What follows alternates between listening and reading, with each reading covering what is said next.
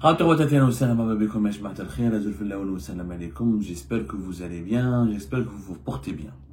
Vous avez été très nombreux et nombreux à réagir à l'information que nous avons révélée avant-hier. Plus exactement avant-hier, ça veut dire le 24 janvier 2025 concernant le limogeage non assumé par le régime algérien du président de la Cour des comptes, M. Abdelkader Ben Marouf, qui dirige la Cour des comptes, Majlis al-Muhasaba, en Algérie depuis 1995. Et nous sommes les seuls à avoir révélé les dessous de ce limogeage, parce qu'on parle officiellement d'un départ à la retraite. C'est vrai qu'il est très âgé, M. Abdelkader Ben Marouf, il dépasse les 80 ans, mais le choix, le timing de son départ n'est pas fortuit parce qu'il est lié à un rapport qui met en cause l'efficacité du fameux dispositif de l'allocation de chômage qui a été décidé, imposé ou appliqué par Abdelmajid Tebboune depuis mars 2022. Et ce rapport est accablant et les vérités accablantes de ce rapport ont fortement déplu à la présidence de la République puisque ce rapport a été censuré, il n'est plus disponible sur le site internet de la Cour des comptes et le président de la Cour des comptes a été mis à la retraite dès le mois de janvier, dès le début de ce mois de janvier, le 8 janvier plus exactement, alors que le rapport a été rédigé et publié et plutôt a été rendu public à la fin du mois de décembre, à la mi-décembre 2024. Lui, il est parti à la retraite le 8 janvier 2025 à la suite de la polémique suscitée par les conclusions de la Cour des comptes. Je rappelle, est une institution légale et importante et névralgique de l'État algérien. C'est une institution judiciaire, mais elle n'est pas là, elle ne juge pas, elle ne condamne pas. C'est une institution de contrôle. C'est l'institution qui contrôle les finances de l'État, les finances des acteurs, des collectivités locales, des collectivités locales, des établissements étatiques, des entreprises publiques et étatiques. Et son rôle est de contrôler le moindre denier, le moindre dinar, pour connaître sa provenance, son utilisation et son mode de dépense. Et la Cour des comptes, son rôle est de tirer la sonnette d'alarme quand il y a des dérives, des dérapages, des risques de corruption, de détournement de l'argent public ou des risques de dilapidation de l'argent public. La Cour des comptes, elle a fait quoi? Elle a juste dit que le dispositif d'allocation de chômage, il est inefficace. Sur 1 880 000 et quelques bénéficiaires au mois de pratiquement le mois de septembre, le mois de novembre, décembre 2024, uniquement 5 905 chômeurs ont été placés au sein du marché du travail, ou ont été recrutés, ou ont pu trouver de l'emploi. Sur 1 880 000 et quelques, 5 900 chômeurs ont pu bénéficier d'un emploi, ont pu trouver un emploi. C'est extrêmement peu, pour ne pas dire ridicule, médiocre. Ça veut dire que le taux de recrutement, le taux de création d'emplois est de 0,3%. Je rappelle que l'allocation de chômage nous a coûté en 2024 plus de 3,3 milliards de dollars. Donc il est normal, il est légitime, pour ne pas dire même obligatoire et salutaire de la part de la Cour des comptes, de vérifier l'utilité, l'efficacité de ce dispositif qui coûte beaucoup d'argent à l'État algérien. Ce problème de sanctions, de censure, de la dictature du mensonge et du silence. Moi, je vais parler de la dictature du silence et du mensonge. Nous en avons parlé, Frère Algéripa, depuis juillet 2023. Allez-y voir notre émission le 10 juillet 2023, intitulée Chômage, importation et exportation. Pourquoi le régime algérien censure les vrais chiffres? Il y a une censure qui est imposée par le régime de Tebboune sur les importations, les exportations et le chômage. Depuis juin 2022, l'Agence nationale de l'emploi n'a plus publié les bulletins de statistiques sur la situation du chômage en Algérie. Pourquoi? Parce que, à cause de l'allocation chômage qui a été imposée, qui a été appliquée en mars 2022, au départ 13 000 dinars, ensuite à partir de février 2023, elle a été augmentée jusqu'à 15 000 dinars, le nombre des chômeurs a explosé. On est passé de près de 4 millions de chômeurs à plus de 6 millions de chômeurs. Et le nombre ne cesse d'exploser puisque cette allocation chômage a pousser, inciter les jeunes chômeurs algériens à s'identifier auprès de l'ANEM, l'Agence nationale de l'emploi, et s'inscrire pour demander l'allocation chômage. Donc, les vrais chiffres du chômage, l'allocation chômage qui nous a coûté très cher, qui est inefficace, elle a un seul point positif, c'est qu'elle nous a permis de connaître réellement le nombre des chômeurs dans le pays. Puisqu'auparavant, les chômeurs algériens, ça ne les intéressait pas de s'inscrire au niveau de l'ANEM, puisque pour trouver de travail en Algérie, il faut des connaissances, du bouche à oreille, ou du favoritisme, ou se débrouiller, la débrouillardise, se débrouiller tout seul, se démerder tout seul. L'ANEM, en Algérie, elle propose des sous-emplois, des emplois précaires, mal payés, ou à des durées très limitées. Donc l'ANEM n'a jamais été populaire en Algérie, n'a jamais été populaire, sauf dans certaines régions de l'intérieur du pays, puisque l'ANEM avait des contacts avec les collectivités locales, certaines entreprises étatiques et publiques, elle faisait du placement de travailleurs, mais toujours dans des conditions précaires et limitées. C'est pas des CDI, c'est des CDD ou des contrats précaires. Donc les jeunes Algériens vous préférez se démerder tout seul, se débrouiller tout seul, mais c'est à quoi? L'allocation chômage les a attirés vers l'ANEM. Tout le monde, bien sûr, voulait profiter de ces 15 000 dinars. Pour profiter de ces 15 000 dinars, il fallait s'inscrire auprès de l'ANEM. Donc les chiffres du chômage ont explosé. La Cour des comptes, dans son rapport, non seulement n'a pas eu tort, mais elle a eu complètement raison. Et c'est injuste de sanctionner son directeur et son patron, et en plus censurer le rapport. Le rapport qui parle de cette situation et du bilan de l'allocation chômage est un rapport qui est vrai, qui est salutaire, qui est important. Pourquoi le censurer? Parce que le régime actuel ne supporte pas la critique, ne supporte pas la remise en cause, et ne supporte pas les constats de ses échecs.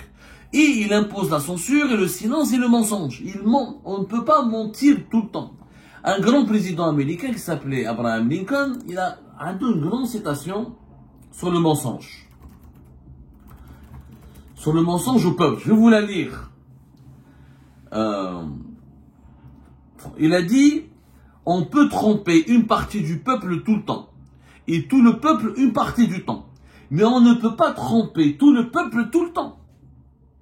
Voilà.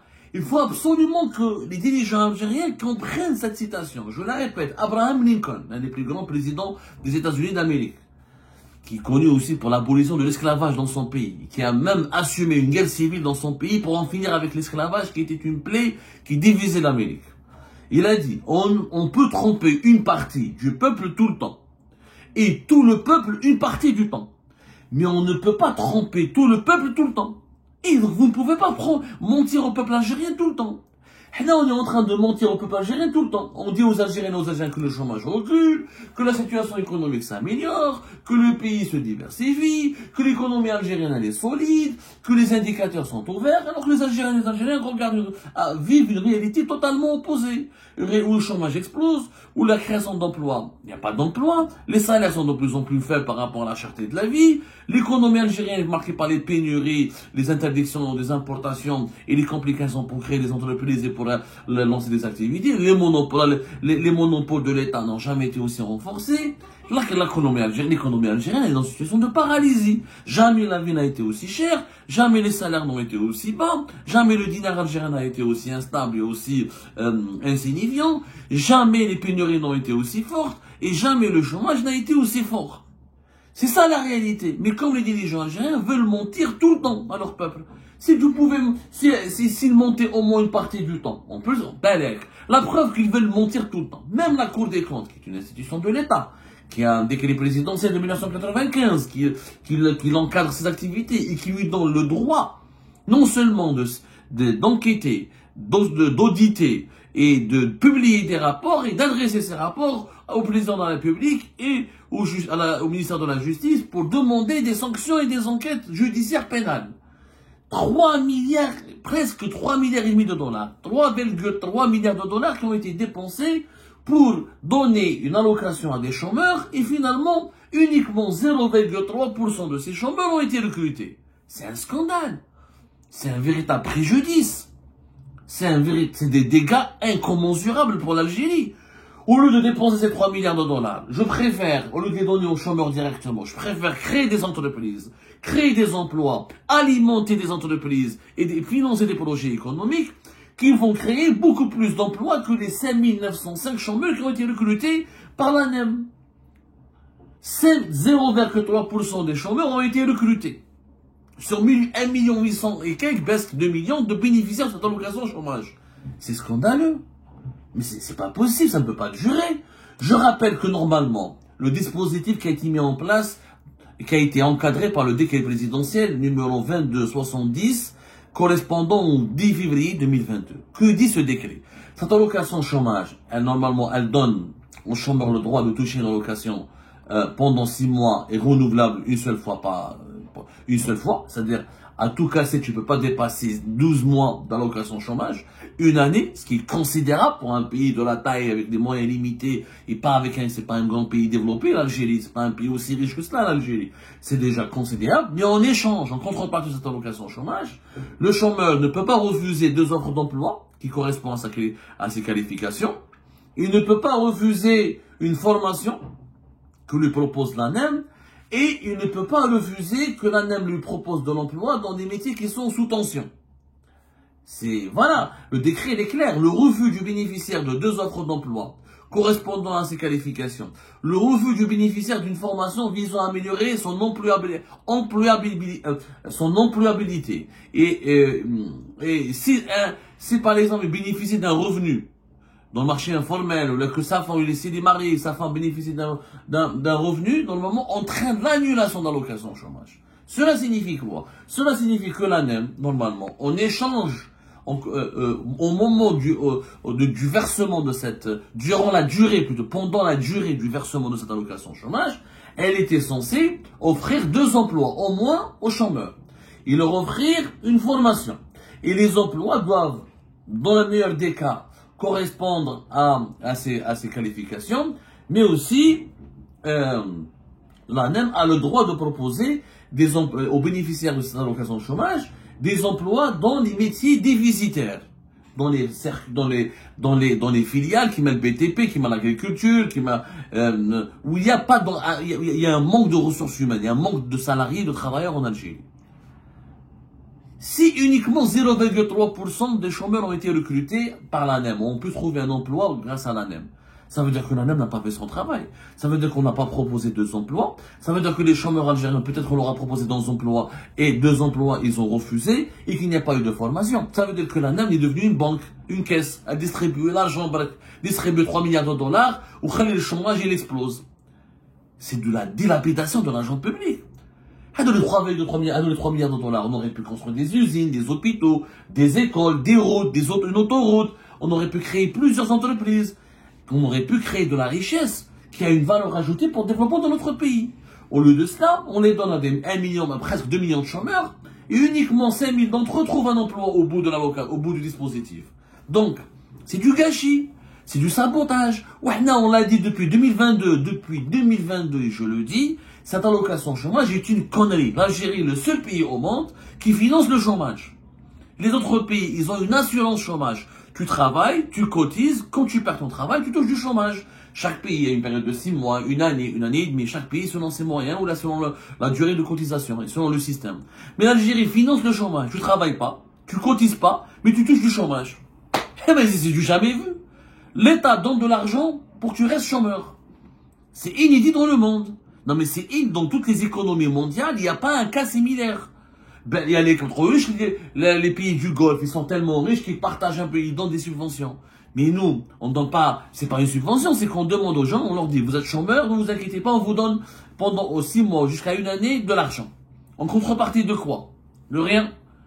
T'as pas cotisé. C'est l'État qui distribue de l'argent. Normalement, il est censé, le chômeur, accepter du travail et accepter une formation. Il n'y a rien qui a été, ni de travail n'a été proposé, ni des formations n'ont été effectuées, parce qu'uniquement 0,3% trouvaient de l'emploi. Donc le dispositif est en faillite. Cette vérité qui a été confirmée par la Cour des comptes et que nous avons nous-mêmes décrit, comme beaucoup d'experts, comme beaucoup d'économistes l'ont dit, n'a pas été à déranger, à exaspérer le régime algérien qui a décidé de la censurer. La censure, pour imposer le silence et le mensonge, ne peut pas durer. Et ça dure depuis longtemps. Pour la Direction Générale des Douanes algériennes. Alors, je vous le site internet, déjà le site internet de la Direction Générale des Douanes algériennes ne fonctionne plus. Depuis 2020, la Direction Générale des Douanes avait un département de statistiques et de prospective qui est normalement publié depuis des années depuis de très longues années, le fameux rapport sur le bilan du commerce extérieur du pays. Chaque année, nous avons des chiffres sur le bilan du commerce extérieur du pays. Combien l'Algérie importe, combien elle exporte, qu'est-ce qu'elle importe, qu'est-ce qu'elle exporte, qu'est-ce qu'elle dépense pour ses importations, qu'est-ce qu'elle achète, qu'est-ce qu'elle n'achète pas, la différence, les évolutions, les régressions et les augmentations par rapport aux années précédentes. Depuis 2020, ce document n'est plus publié. Il est censuré. Pourquoi? Parce que le régime Tebboune, d'abord en 2021, nous allons limiter les importations à 30 milliards de dollars. Ils n'ont jamais pu les limiter. Ça a dépassé les 30 milliards de dollars en 2021, en 2022. En 2023, ça a dépassé même les 40 milliards de dollars.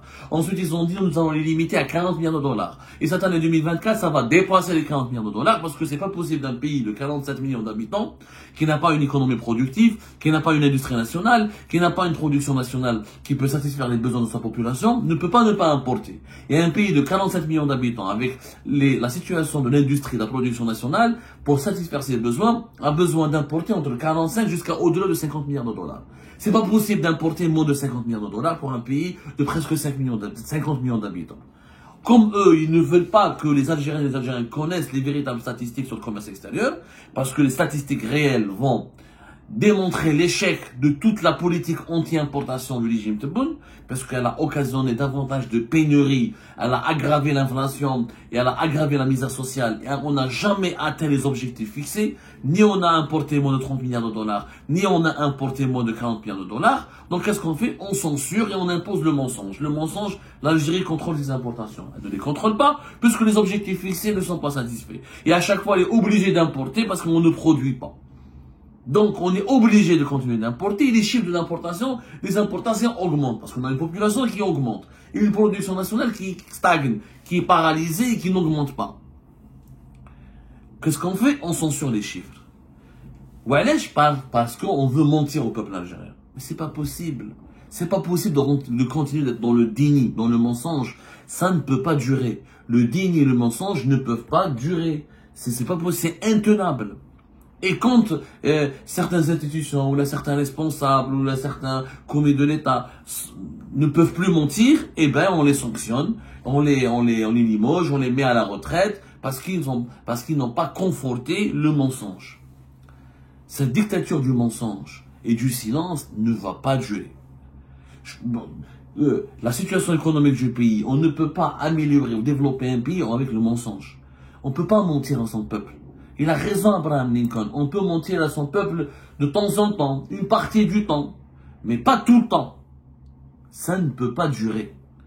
Ça doit cesser si on veut rattraper arrêter de dilapider de l'argent, arrêter d'aggraver le sous-développement du pays, redresser le pays, le développer, l'améliorer. Il faut absolument passer à une autre politique. D'abord, reconnaître l'échec, comprendre les raisons de l'échec et remédier à ces raisons pour aller vers la réussite.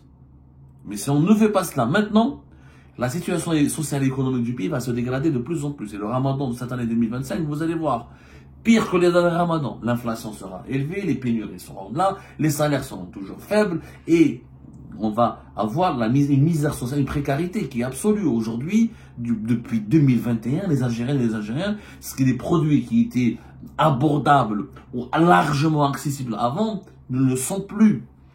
Il y a une pression sur les foyers algériens. Les foyers algériens ressentent cette précarité, cet appauvrissement accéléré. Et c'est très dangereux. C'est extrêmement dangereux parce que la grande pauvreté, la grande précarité, elle peut susciter et générer les fléaux sociaux et l'insécurité politique plus tard.